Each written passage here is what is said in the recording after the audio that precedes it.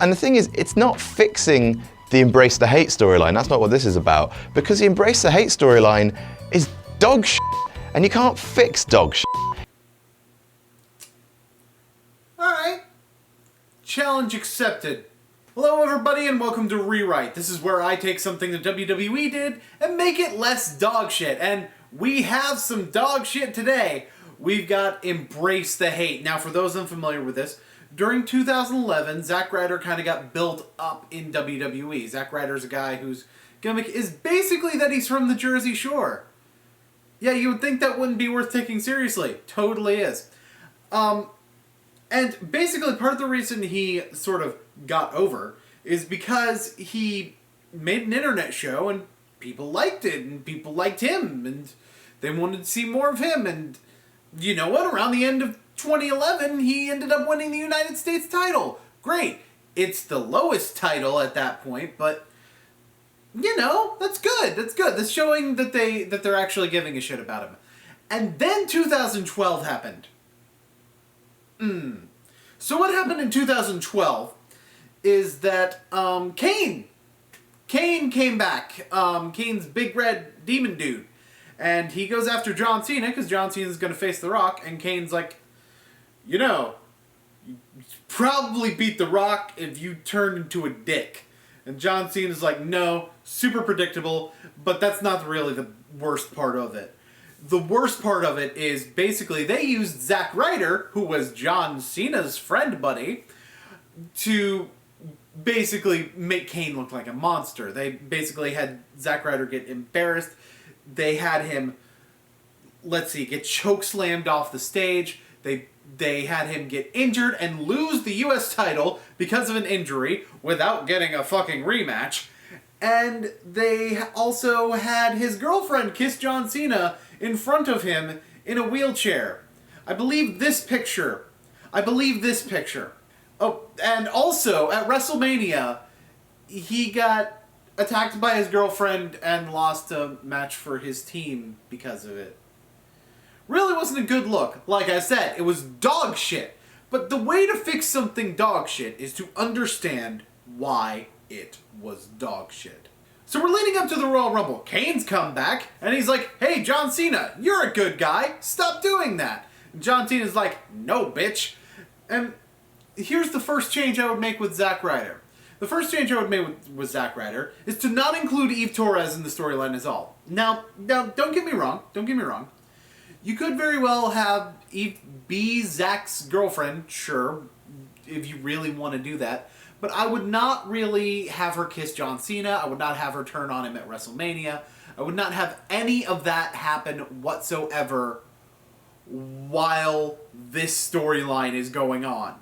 And the reason for that is because it just served to embarrass Zack Ryder when he's already getting embarrassed enough with what's going on with Kane.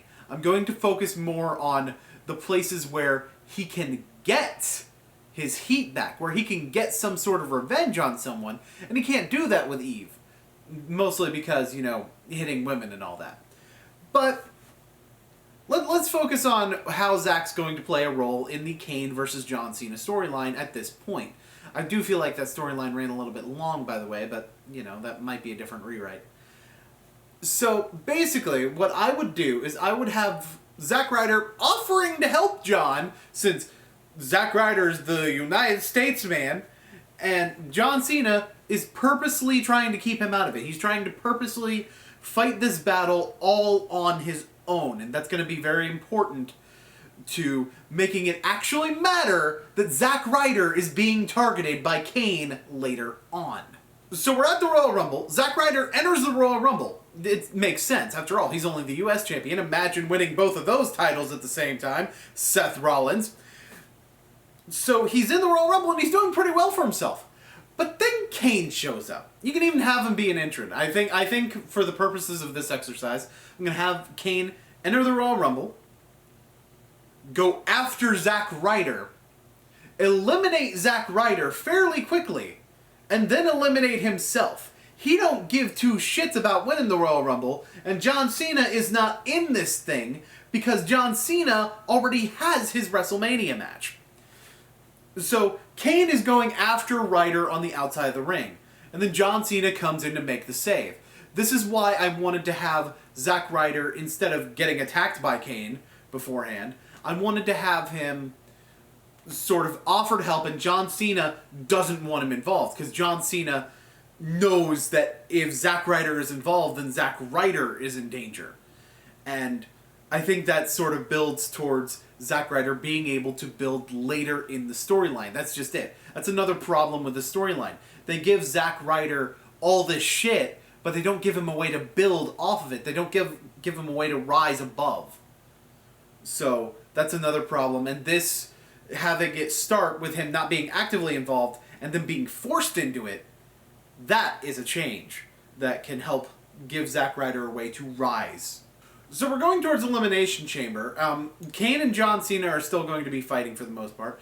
And Zack Ryder has a U.S. title feud. His U.S. title feud is with Jack Swagger. We could see some tag team matches. We could see Cena and Ryder versus Kane and Swagger. And Kane starts focusing a little bit more on Ryder, because he knows that's getting under John Cena's skin, but it's leading towards something after Elimination Chamber. But basically right here, we're focused on Ryder having sort of these two conflicts going on, trying to keep Kane off of him and trying to help John Cena, but also having to worry about his U.S. title with Jack Swagger. So at Elimination Chamber, both Zack Ryder and John Cena win their matches cleanly. That's a big surprise, John Cena winning a match cleanly. Look, he's going to face The Rock. The point of the storyline was to sort of build up John Cena a little bit more and have a monster heel for him to beat. That's fine. Zack Ryder winning, it makes him look like a good champion, because it makes him look like a fighting champion. So at some point during this night, we're going to have Zack Ryder do a backstage interview after defending his title. And who's going to show up? Kane is going to show up and beat down Zack Ryder. This is the point where we start to become aware that Kane is no longer targeting Zack Ryder because of John Cena. Kane is now targeting Zack Ryder because of Zack Ryder, which leads us towards the build-up to WrestleMania. So, like I said, Zack Ryder becomes the focus of Kane. And I think that's very important. I think Kane should mention that he wants the U.S. title. This does a few things. This is a very bold move, by the way. But it does a few things. It builds up Zack Ryder, because Zack Ryder is in a feud with Kane. And very well, during this build-up, I think Ryder should be able to get some offense in. I think with his main focus being on Kane, he's going to have an easier time fighting him. And another thing that it does is it builds up the U.S. title, because the U.S. title is dog shit right now during this point in WWE history, and it needs to be built up a little bit more. They're already about to try to make it sort of a partial main event title. So, give Zack Ryder a really good opponent. And either way, you could have Kane hold the U.S. title, and that's going to elevate it, have him be a somewhat dominant champion. So both ways that you can go here build the U.S. title, but one of them builds the guy holding it more. Another change. I know this question might come up for some people who know about this.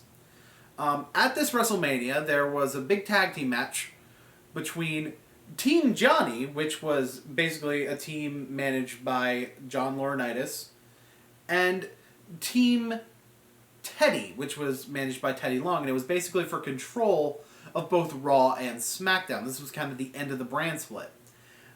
And Zack Ryder was on Team SmackDown, and him getting, not Team SmackDown, Team Teddy. Teddy was the GM of SmackDown, basically. So, Team Teddy, and he was on that team and got cost the match by Eve Torres. Problem is, there was not really a whole lot of legitimacy on Team Teddy, and there were legitimate athletes on Team Johnny. So what I would do, Randy Orton originally at WrestleMania for this had a match with Kane that Randy Orton lost. I think if Randy Orton's going to go on a losing streak, I think we put him on that losing streak here. I think we have a legitimate person on Team Teddy that winds up losing because potentially shenanigans. So at WrestleMania, I would make this U.S. title match a Falls Count Anywhere match. The reason being is Zack is actually a very decent brawler, and he's pretty good with weapons from what I've seen. you know, granted, it's not exactly his biggest forte, but I think this will really make him and Kane look a little bit more equal if it's a more weapons-based match. We know Kane can carry a weapons-based match, and I feel like putting Zack Ryder in an underdog spot in a match where he gets to use weapons to his advantage is good. And I'm going to do a little bit more specific direction than I did with the Roman Reigns match. Alright, so we're going to start this match with Kane being physically dominant. He's not even going after the weapons, he's just physically dominating Zack Ryder. This is a precedent that we already saw with Kane being able to physically dominate. Ryder starts making a comeback, and he starts making that comeback partially with the weapons. I see, you know, potentially him doing, I don't know, steel chairs. Steel chairs is always good. Garbage lids. Possibly, I think the match should end with a really sweet Rough Rider spot. I think I know the exact one I want to do. The exact Rough Rider spot that I want to do is I want to sort of do a mirror of the chokeslam off the stage. We can still do the chokeslam off the stage that was in the original storyline earlier in the feud. Possibly even in this match, we could do it. But I think the match should end with Zack Ryder doing the reverse, doing his finisher to Kane off of the stage, instead of just having Kane do his finisher to Zack. And I think that gives the win. And it's a bold move to have Zack Ryder beat Kane. I'm aware of that. It's a very bold move. It shows a lot of faith in Zack Ryder. But at the same time, I have a lot of faith in Zack Ryder, at least at this point. And I feel like if they built him up more properly, he could be, at the very least, a decently high-level star. I don't see him winning the world title, but I see him at least being able to elevate the United States Championship to sort of more where it needs to be, to give it a little bit more prestige. So I'm going to talk a little bit about where we go after WrestleMania, because I think it's important to know how we can follow up with this in a different way than originally. I think Zack Ryder is not going to hold the title for that much longer than WrestleMania, because I think beating Kane was sort of the pinnacle of his U.S. title run. He held it for 3 or 4 months. It was halfway decent. I think he will lose it to either Jack Swagger, or preferably, since he already beat Jack Swagger, preferably he would lose it to The Miz, I think, like, in a couple of months after this. You know, maybe have, like, a triple threat with Swagger and The Miz right at Extreme Rules, and then one-on-one match with The Miz after that. And at that point, Miz wins the title, Miz takes it to SummerSlam to get beat by Cesaro. That seems like a decent match. If anybody thought Kane should have won the WrestleMania match, by the way, another option would to have Kane take the title all the way to SummerSlam, Kane versus Cesaro. Tell me you don't want to see that. Now, as far as my version of what we do with Kane now, originally there was a feud between Randy Orton and Kane that started sort of leading up to WrestleMania and then went here too. I think instead we start the feud after WrestleMania. Possibly, you know, John Laurinaitis recruits Kane to make Randy Orton's life a living hell for going against him with Team Teddy. That's a possible storyline we can go with, and Kane decides that he needs to make Orton embrace the hate or whatever. I don't remember exactly what the motivation was. I just remember he just wanted people to embrace the hate. He just wanted people to be dicks all day. So, yeah, pretty much have Kane start feuding with Randy Orton. Kane ends up winning that feud pretty soundly, so, you know, he still gets his heat back from losing to Zack Ryder. So what do you guys think? Do you guys think I'm a little bit on track with this, or do you guys think I'm off kilter entirely for even trying to fix Embrace the Hate? Was Adam Blampied right? Am I trying to fix dog shit that can't be fixed? Let me know in the comments. I'm sure some of you are going to hate me. So, until next time, I need a better outro. Fuck it. Bye. Yeah, we're going with that one.